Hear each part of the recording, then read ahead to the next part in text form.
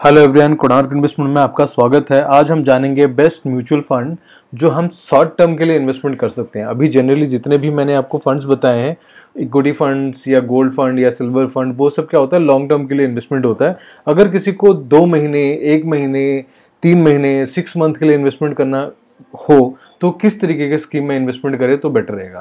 देखिए, एक तो फंड ऐसा है जो एक दिन के लिए भी इन्वेस्टमेंट करते हैं, जिसको हम ओवरनाइट फंड बोलते हैं, जिसमें पैसा सिर्फ एक दिन के लिए पार्क होता है। जो आगे फर्दर इन्वेस्टमेंट होता है वो सिंगल डे के लिए होता है और नेक्स्ट डे विथ इंटरेस्ट के साथ ले लेता है। तो वो फंड मैं अभी इसमें इंक्लूड नहीं कर रहा हूँ। मैं सबसे लो रिस्क के साथ स्टार्ट कर रहा हूँ। डेट कैटेगरी में एक फंड आता है जिसको बोलते हैं लिक्विड फंड। लिक्विड फंड में क्या होता है, जो रिटर्न है वो जैसे फिक्स डिपॉजिट में रिटर्न होता है, सिमिलर काइंड्स ऑफ रिटर्न है। यहाँ पे देख लेते हैं। अभी पिछले 1 साल का जो रिटर्न है, फ्रैंकलिन इंडिया का लिक्विड फंड है जिसमें 6.88% का रिटर्न है। एक्सिस का फंड है 6.87% का रिटर्न है। ग्रो का लिक्विड फंड है जिसमें 6.87%। मतलब सिमिलर देखो, अब जो रिटर्न है 1 साल का 6-6.5% के आसपास का रिटर्न है, राइट। इसमें अगर आप देखोगे, चाहे मार्केट ऊपर हो नीचे हो, इसमें हार्डली इम्पैक्ट कर होता है। और इसका कंसिस्टेंटली आप 1 वीक का, 1 महीने, 3 महीने, 6 महीने, 1 साल देखो, ये कंसिस्टेंटली, अगर इसका मैं लॉन्ग टर्म भी रिटर्न अगर मैं देखूँ लिक्विड फंड्स के, तो इसका कभी भी आपको नेगेटिव रिटर्न नहीं दिखेगा। नेगेटिव रिटर्न इसलिए नहीं दिखता है क्योंकि ये जो लिक्विड फंड्स होते हैं, ये फर्दर जो इन्वेस्टमेंट करता है ये शेयर्स में नहीं करते। इनका बेसिकली डेट फंड में इन्वेस्टमेंट होता है। डेट फंड का मतलब जिस तरीके से हम बैंक में जाते हैं, पैसा डिपॉजिट करते हैं और हम एक एफडी करते हैं और हमें एक सर्टिफिकेट मिलता है 1 साल के लिए या 2 साल के लिए या 3 साल के लिए और 3 साल बाद अगर हम जैसे पैसा निकाल लेते हैं वापस, जितना हमने रखा था और जो भी रेट ऑफ इंटरेस्ट सामने से कमिट किया गया था, वो रेट ऑफ इंटरेस्ट हमें मिलता है। लेकिन लिक्विड फंड में क्या होता है, सिमिलर काइंड्स ऑफ जो पेपर होते हैं, जो जैसे फिक्स डिपॉजिट में होता है, इसमें भी उसी तरीके से इन्वेस्टमेंट होता है। लेकिन इसमें क्या होता है, किसी एक कैटेगरी में फिक्स्ड एक अमाउंट 7.5 या 6 पे फिक्स इन्वेस्ट नहीं होता। इसमें क्या मल्टीपल पेपर्स में इन्वेस्टमेंट होता है, मल्टीपल बॉन्ड्स में इन्वेस्टमेंट होता है और सबके अलग अलग रेट हो सकते हैं। कोई 6.5, कोई 5.5, कोई 6, कोई 7। तो इसमें क्या है, वेरिएशन होता है और मल्टीपल बॉन्ड्स पेपर होने की वजह से वो रिटर्न में क्या होता है, डिफ्रेंशिएट आ सकता है। लेकिन इसमें क्या है कि जैसे शेयर मार्केट की तरह नहीं है कि कभी मार्केट ऊपर जाएगा या नीचे जाएगा, आएगा रिटर्न सबसे ही। 6.5 में अगर किसी को पेपर में इन्वेस्टमेंट करते हैं, चलो एक एग्जांपल के तौर पे यहाँ पे एक फंड हम देखते हैं, जैसे फ्रैंकलिन है। फ्रैंकलिन का जो लिक्विड फंड है, इसके अंडर जैसे म्यूचुअल फंड में क्या होता है, लार्ज कैप अगर है तो इंडिया की टॉप 100 कंपनी में इन्वेस्टमेंट होता है। उसके अंडर HDFC होगा या LIC होगा या फिर L&T है, मारुति है, ITC है, TCS है। तो यहाँ पे क्या होता है, अगर आप देखोगे तो इसमें कोई शेयर्स नहीं है। इनका ग्राफ भी आप देखो, ये कभी भी फ्लक्चुएट नहीं करता है, कॉन्स्टेंटली ये सीधे ऊपर जाता है क्योंकि ये FD की तरह ये रिटर्न देता है। और इसमें अगर आप अंडरलाइन पोर्टफोलियो अगर आप देखोगे, इसमें स्टॉक्स जो है, ये देखिए, इसमें जो पेपर है गवर्नमेंट के जो पेपर हैं वो 23% है। AAA यानी कि जो बड़ी बड़ी कंपनीज़ हैं, जैसे HDFC है, LIC है, टाटा है, जो जाइंट कंपनी है, उनको लोन पे दिया जाता है। एक तरीके से आप मान के चलो, उनको पैसा दिया गया है तो वो AAA, उनको सर्टिफिकेट मिलता है AAA कैटेगरी, तो उनको दिया जाता है। तो 88% जो पैसा है इंडिया की जो टॉप कंपनी है, मेजर, मतलब गवर्नमेंट के बाद जो नंबर 2 पे जो कंपनीज आती हैं, जितनी भी इंडिया की जो बड़ी कंपनी है, मेजर पैसा वहाँ पे जा रहा है। उसके बाद रिमेनिंग पैसा जो जा रहा है वो गवर्नमेंट के पास जा रहा है और उसके बाद फिर नंबर 1 कंपनी के बाद जो नंबर 2 कंपनी है उस पे जा रहा है। इसका मतलब जो बहुत छोटी छोटी कंपनी है उस पर भी नहीं दे रहे हैं पैसे। मेजरली जैसे टाटा हो, रिलायंस है, अडानी है या फिर TCS है, इन्फोसिस है, जो इस तरीके की जाइंट कंपनी है, उनको एक तरीके से डेट में दिया जाता है और बहुत शॉर्ट पीरियड ऑफ टाइम के लिए दिया जाता है। लिक्विड फंड जो होता है वो 1 दिन से लेके 91 डेज़ के लिए पैसा इन्वेस्टमेंट होता है, यानी 90 डेज से ज़्यादा वो पैसा नहीं रहता, वापस इंटरेस्ट के साथ हम इसमें ले लेते हैं। तो इसके लिए क्या होता है, ये फंड मतलब ऐसा भी नहीं कि 90 डेज़ के बाद डिफ़ॉल्ट होने के चांसेस हैं। 91 डेज से पहले अगर कोई पैसा विथ इंटरेस्ट के साथ ले लेता है, तो बड़ी बड़ी कंपनी को दिया है, तो वहाँ पे क्या है, सेफ्टी भी बना रहता है। तो इसीलिए liquid fund one of the safest category माना जाता है। अगर FD की तरह आप देखना चाहते हो तो आप लिक्विड फंड में स्टार्ट कर सकते हैं और शॉर्ट टर्म के लिए 1 महीने रखना है, 2 महीने रखना है, 3 महीने रखना है, कभी भी रखो।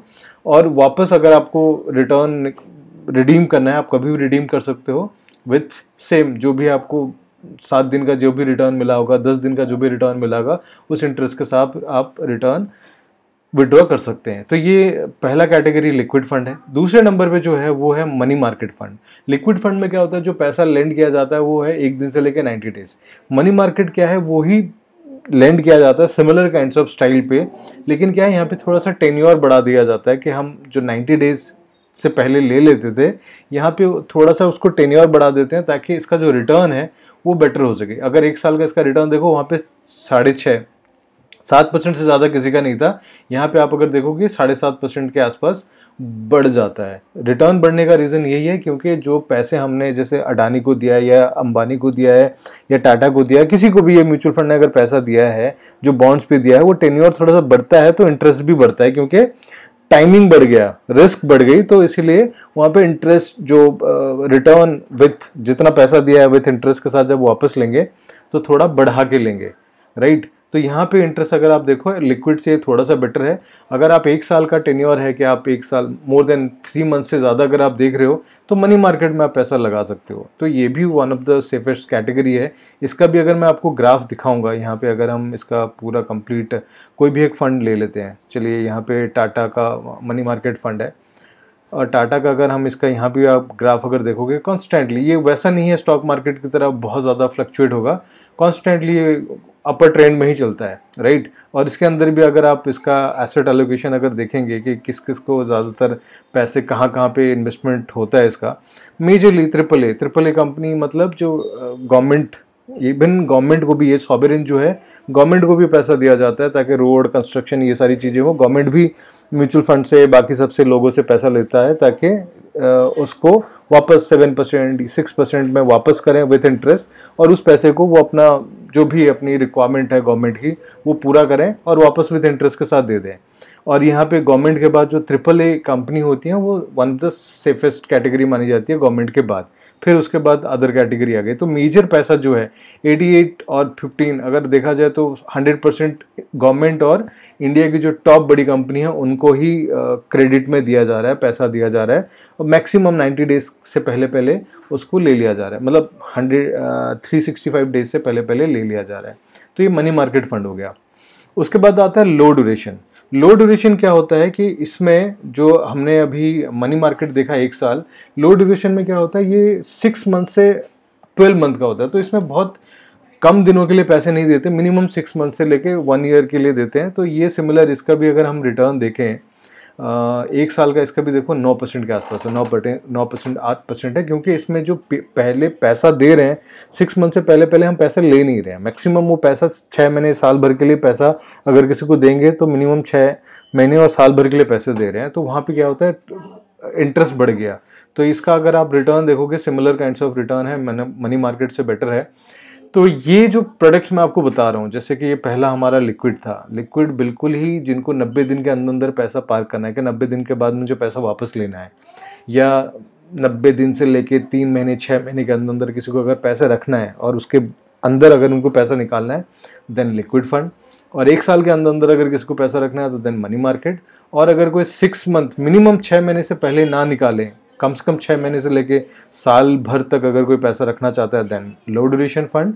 देन उसके बाद फिर आता है short duration fund. Short duration fund क्या होता है, 3 से 6 महीने होता है। तो ये लो ड्यूरेशन से थोड़ा सा कम हो जाता है। सॉरी, लो ड्यूरेशन तो 6 से 12 महीने का मैंने आपको बताया था। शॉर्ट ड्यूरेशन जो होता है इसमें थोड़ा सा ड्यूरेशन बढ़ जाता है, ये 1 से 3 साल के लिए होता है। और इसका रिटर्न आप देखो मेजरली 9% के आसपास है। मेजर जो फंड है वो 9% दे रहे हैं। तो यहाँ पे क्या है, जो पैसा है वो मिनिमम 1 साल से लेकर 3 साल के लिए आगे कंपनीज को दिया जाता है।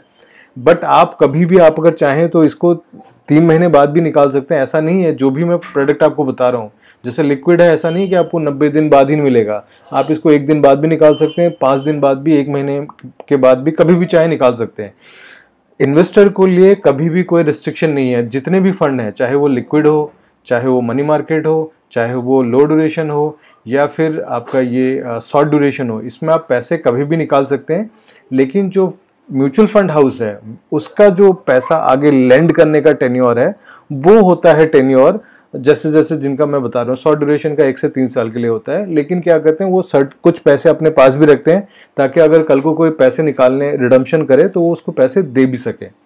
उसके बाद फिर एक आता है ये शॉर्ट ड्यूरेशन डेट, और इसमें एक टैक्सेशन भी मैं आपको बता दूं। इसमें अगर आप पैसे आप रखते हो और आपका जब भी आप इसको पैसे रिडीम करोगे, जब भी आप पैसे प्रॉफिट के साथ लोगे, तो इसका जो भी प्रॉफिट आएगा वो आपका एज पर इनकम स्लैब होगा। जिस भी इनकम स्लैब में आप होंगे वो आपका स्लैब लगेगा। अगर आप 30% टैक्स ब्रैकेट में है तो जो प्रॉफिट होगा वो आपका 30% टैक्स ब्रैकेट में आएगा। तो अगर ऐसे कोई फैमिली मेम्बर हैं, अपने फैमिली मेम्बर में या वाइफ के स्पाउस के नाम पे कर रहे हैं, या हाउसवाइफ हैं जिनका टैक्स ब्रैकेट में नहीं है, या रिटायर्ड पर्सन है, वो पर्सन अगर सेफ्टी के पॉइंट ऑफ व्यू से शॉर्ट टर्म के लिए पार्क करना चाह रहे हैं और 12 लाख से ज़्यादा उनकी अर्निंग नहीं है, तो वो अगर इसमें इन्वेस्टमेंट करते हैं तो उनको कोई टैक्स भी नहीं लगेगा।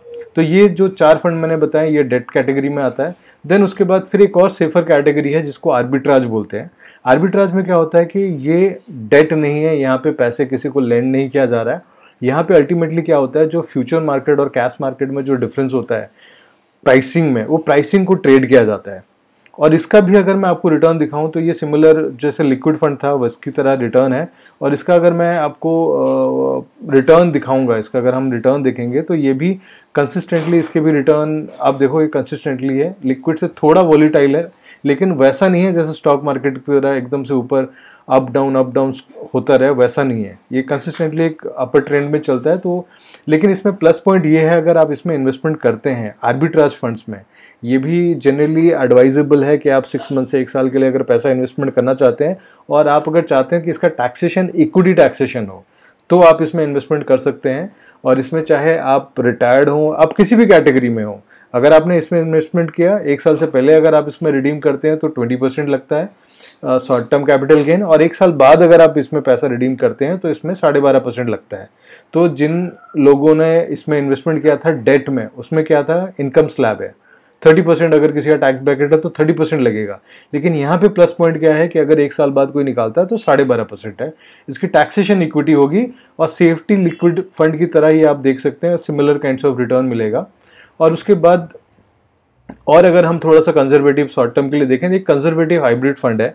कंजर्वेटिव हाइब्रिड में क्या होता है, मेजर पैसा जो है वो डेट, ये जैसे मैंने शॉर्ट ड्यूरेशन, मनी मार्केट, लो ड्यूरेशन फंड जो आपको दिखा रहा हूँ, इसी तरीके के जो फंड्स हैं उसमें मेजर पैसा जो है 100 में से मिनिमम 65% इस तरीके के डेट फंड्स में इन्वेस्टमेंट होता है। और रिमेनिंग पैसा जो है वो इक्विटी में, थोड़ा बहुत इक्विटी का एक्सपोजर होता है ताकि थोड़ा सा रिटर्न बेटर दे सके।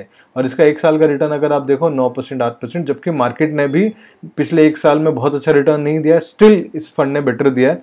इसका अगर मैं लॉन्ग टर्म रिटर्न अगर मैं देखूँ, 3 साल में इसका एवरेज रिटर्न देखो 12% है, 5 साल में भी इसका 12-13% के आसपास का रिटर्न है। बिकॉज इसमें इक्विटी इन्वॉल्व हो जाता है, 25% से लेकर 35% तक का इसमें इक्विटी आ जाता है। But still it is consider as a conservative products. और इसको जनरली जिनको एक बार पैसा इन्वेस्टमेंट करके हर महीने अगर उनको चाहिए कि मेरे अकाउंट में हर महीने एक सर्टेन अमाउंट आता रहे, तो ये वो प्रोडक्ट है जिसमें जनरली लोग इन्वेस्टमेंट करते हैं। तो ये एक प्रोडक्ट है।